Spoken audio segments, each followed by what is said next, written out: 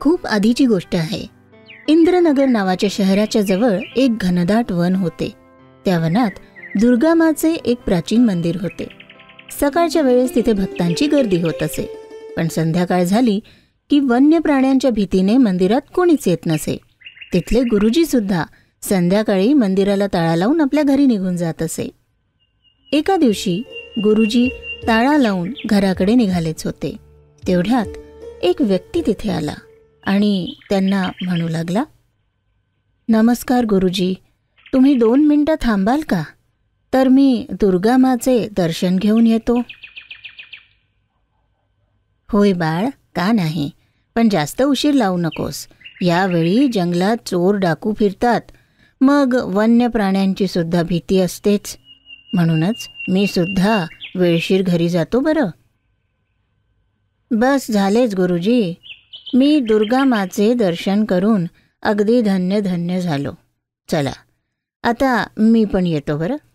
तसे पाहिले तर तो लक्ष्या नावाचा एक चोर होता, जो जवळच्याच एका गावात राहत होता.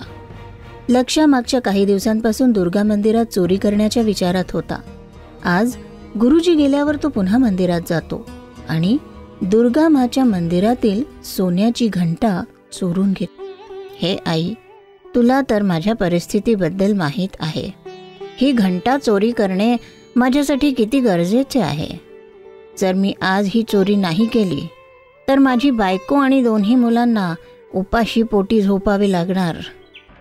लक्ष्य मंदिरातून घंटा चोरी करून आपल्या घराकडे येत असतो, पण एकाएकी त्याच्या मनातून एक आवाज येतो, अरे देवा, मी हे कसे पापकर्म करत आहे.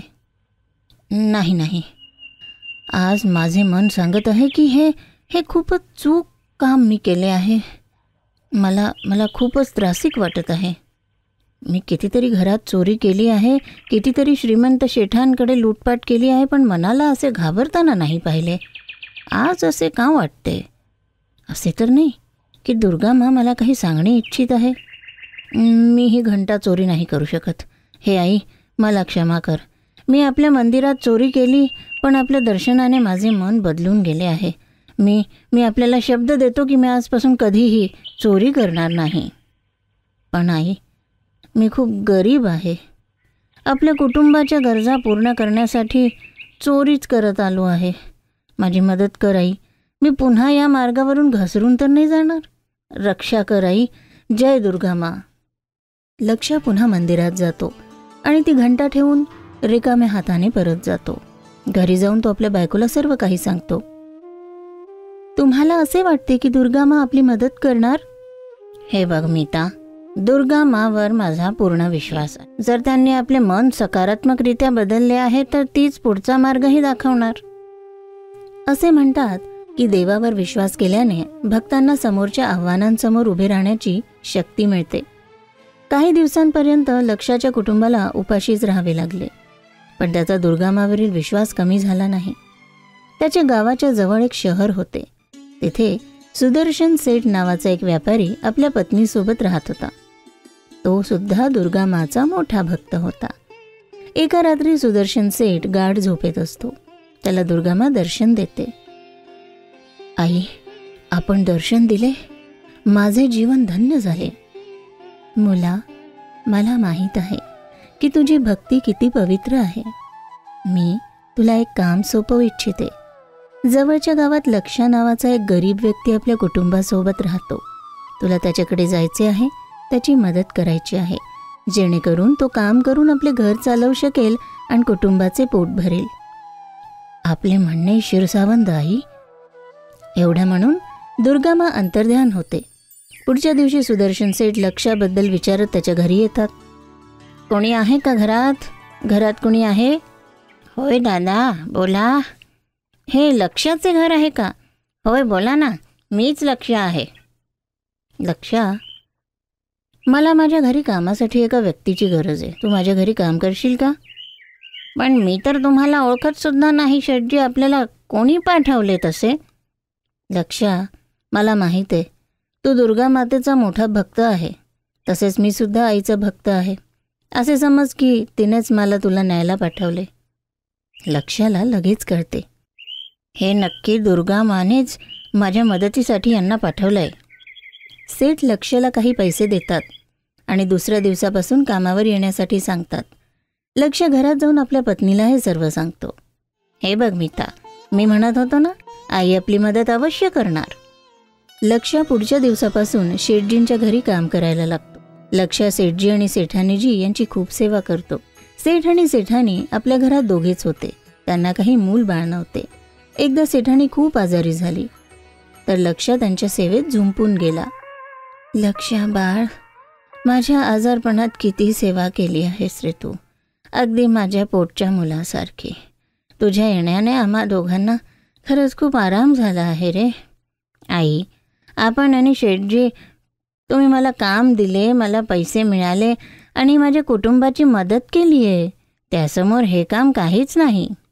बाळ, मला असं वाटतं की तू तुझ्या कुटुंबाला घेऊन इथेच राहायला ये. मी जवळची खोली तुमच्यासाठी रिकामी करून ठेवली आहे. सेठानीजी, ही तर फार मोठी कृपा आहे. लक्ष कितीतरी वर्ष सेठजी यांच्याकडे काम करत असतो. सेठानींची तब्येत आता खूपच खराब राहत असते. त्यांना नीट चालतासुद्धा येत नव्हते.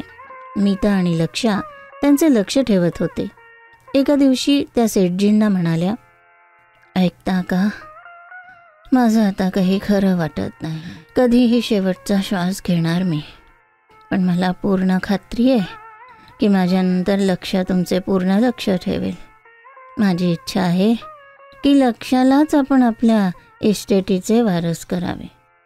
तुझे म्हणणे तर बरोबर आहे, पण तू उगाच कसले विचार करू नकोस. लवकरच तू बरी होणार आहेस. पण नियतीला काही औरच मंजूर होते. काही दिवसांनी सेठाणी नाही राहिल्या. त्यांच्या गेल्यानंतर सेठजी एकटे पडले. त्यामुळे लक्ष आपल्या मुलांना त्यांच्यासोबत वेळ घालवायला पाठवू लागला. मुलांसोबत सेठजी दिवसभर रमू लागले. अरे मुलांनो, कुठे आहात तुम्ही? हे बघा, मी तुमच्यासाठी कितीतरी खेळणी आणली आहे. अरे सेठजी, आपल्या या लाडामुळे हे दोघे खूप उद्यमी झाले आहेत. दिवसभर आपल्याला छळत असतात. चला चला तर मुलांनो, आता जेवायला चला तर बघू. नाही बाबा, मला आजोबांसोबत थोडं अजून खेळायचंय. मला पण बाबा. मुलांच्या गोड आणि प्रेमळ गप्पा ऐकून सेठजींचे डोळे भरून येतात. ते लक्षाला म्हणतात, लक्षा, तुम्ही सर्वांमुळे मला एकटे पण वाटत नाही. आता तुम्ही लोकच माझे कुटुंब आहात. सेठानीची इच्छा होती की तुलाच इस्टेटीचा वारस करावे आणि आज मी तिच्या इच्छेची पूर्तता करू इच्छित आहे. आता तू वैधानिकरित्या माझा मुलगा मानला जाणार. मी वकिलांना बोलावून सर्व इस्टेट तुझ्या नावावर करून दिली आहे. सेठजी, आपले आधीच माझ्यावर इतके उपकार आहेत. आपण इतके प्रेम आणि सन्मानाचे पात्र मला केले आहेत. मला आपल्याकडून काहीच अपेक्षा नाही आहे. दुर्गा माने आपल्याला माझ्याकडे पाठवले आणि माझे जीवन यशस्वी करून दिले.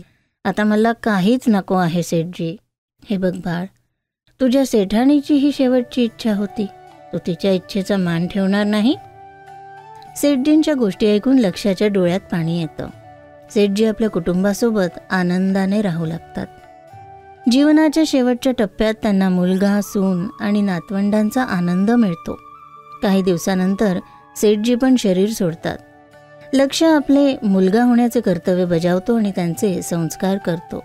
आपली मेहनत आणि भक्ती इमानदारीने लक्ष एका चोरापासून उत्तम मनुष्य बनतो. दुर्गा माच्या कृपेने त्याचे जीवन सुंदर होते.